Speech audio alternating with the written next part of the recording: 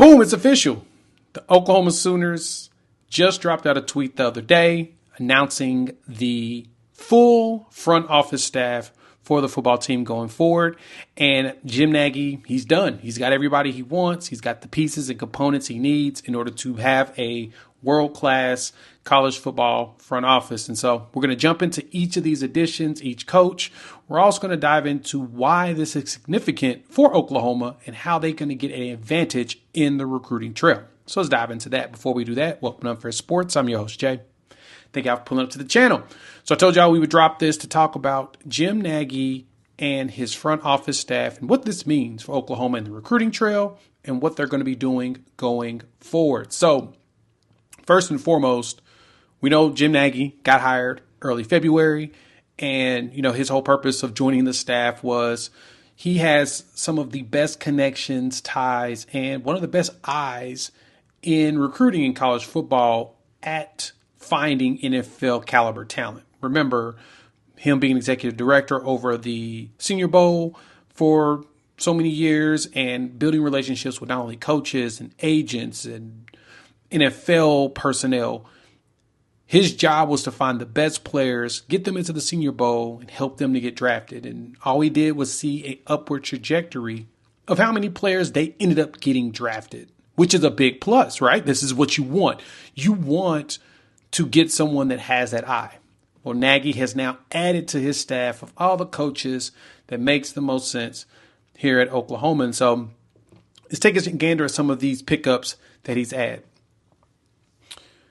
Here's all your names here. You got Lake Dawson, Taylor Reed, Drew Hill, Kel Pearson, Stacy Ford, and Charlie Parkinson. Now, Drew Hill has been in Oklahoma for 12 seasons, so he's been around, and this is going to be his first as the director of scouts, but he's been here as a director of player personnel under Stoops, he's under Riley, BV. He's been here for a while also spending some time in the NFL. A little bit of time a lot of time with the Atlanta Falcons. He's a college scout assistant. So he's been around the way. So Drew Hill, staple name here at Oklahoma. But then you saw Nagy go out and grab Taylor Reed, who's his assistant GM, spent the last 6 years over with the Patriots. Then he had Kel Pearson, director of high school scouting, which I think is a pretty big role, based out of Tulsa. Worked for his GM over at the Air Force Academy, and he knows high school players, and he knows how to find those diamonds in the rough. Then brought over Stacy Ford, who's the director of player personnel and development and retainment. He was actually at UCLA last year as their director of player personnel, spent some time at Washington State. It sounds like he was highly recommended by Ben Arbuckle. So they're, bringing in guys that can work good with this current staff. Then you've got Charlie Parkinson, who's the assistant director of college scouting. He was over at the Senior Bowl with Jim Nagy. And so he's been around for a bit, pretty young, which is pretty solid. And then from there, the big one to me is Lake Dawson. Now, Nagy had went on with J.D. Piquel with On3, and he was talking about he still needed to add a few more components. He had a couple more people he was about to hire, one of them with more NFL experience than he has. Nagy has a lot of NFL experience, which is why Oklahoma pursued him so hard to come in and create a whole new, I guess you could say, system, because now, having a front office in college football is really different, right? Well, Nagy comes in. He has 18 years of NFL front office experience. That's a lot of experience if you truly think about it. So he comes in and he says, I got somebody that's got more experience than me. Well, that's Lake Dawson. Spent 6 years playing for the Chiefs and Colts.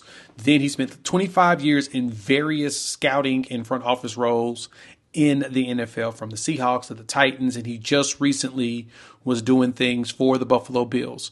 So Oklahoma just brought in a whole bunch of dudes with a bunch of different diverse backgrounds and experience, some with high school, some with college, some with NFL, to be able to now build a front office whose goal is to get the biggest advantage possible by finding a lot of players that will fit underneath the salary cap. Let me explain what that means.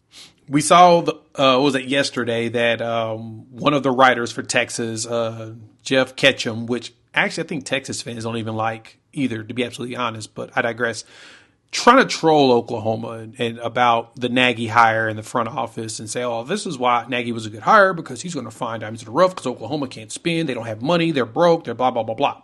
He's basically trolling. When in all actuality, what Oklahoma has done with this front office is that once you get this salary cap, you got to allocate the money, right? So $20 million is going to be with the House settlement that went down. By July 7th is my expectation that all of this stuff will be implemented. The team has to operate under this $16 million that will be allocated for football, with the rest of the money being allocated to other sports. If that's the case, you got a salary cap. So you've got to be able to align the players and put your valuations based upon what makes the most sense. So, of course, here's your 3 highest paid positions in college football, I guarantee. Quarterback, offensive tackle, interior defensive line. That's your 3 highest paid positions guaranteed. The tackle is going to be expensive. Interior defensive line is going to be expensive. Quarterback's going to be expensive. So for Oklahoma and any college football team, to be honest, they're going to have to find a way to pay all of their players on the roster with that $16 million.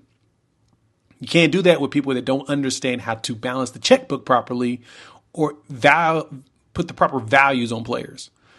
Now, you may be seeing other schools do a whole bunch of front loading on their stuff, but whenever the enforcement actually comes down, things are going to get a little weird.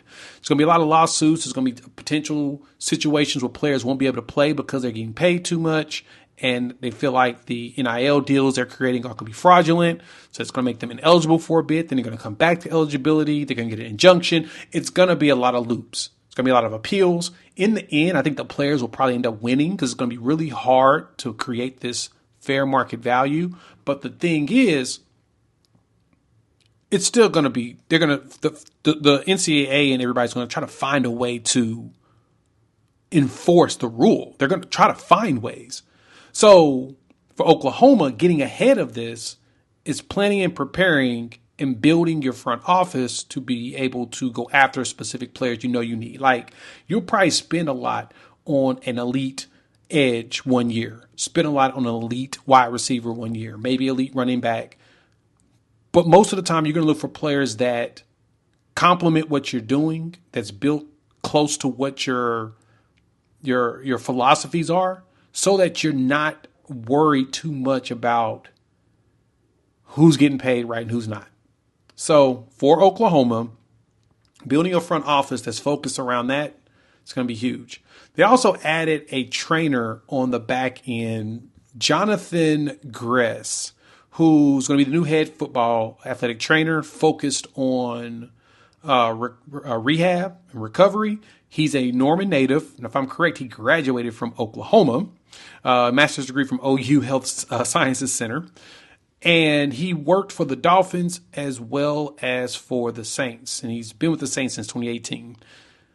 Don't have much to say on that. This is a we'll see how this works situation for me, because background-wise, Saints had some questionable situations with injuries. We'll just say that.